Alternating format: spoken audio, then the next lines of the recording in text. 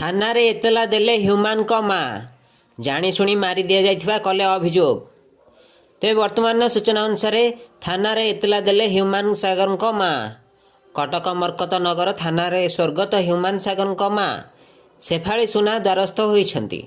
ह्यूमानकर मृत्यु होई नाही बरं तांकु जाशुणी मारी दि जाइछि बोली अभियोग आनिछंती से।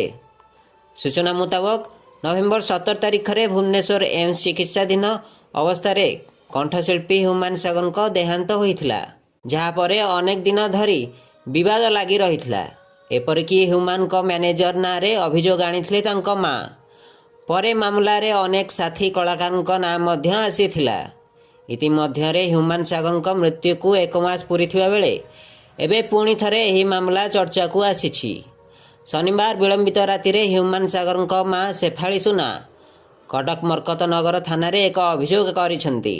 अभियोग अनुसार पुओ ह्यूमान को जाशुणी मारी दि जाइछि, तार मृत्यु होई नाही। तेणु यही घटना पूरा तदंत करी दोषी विरोध में कार्यानुष्ठान निया जाऊ। सेहीपरि ह्यूमान फोन डिटेल कटक स्थित बासभवन सीसीटीवी सबको जांच करने को कहिसेंती।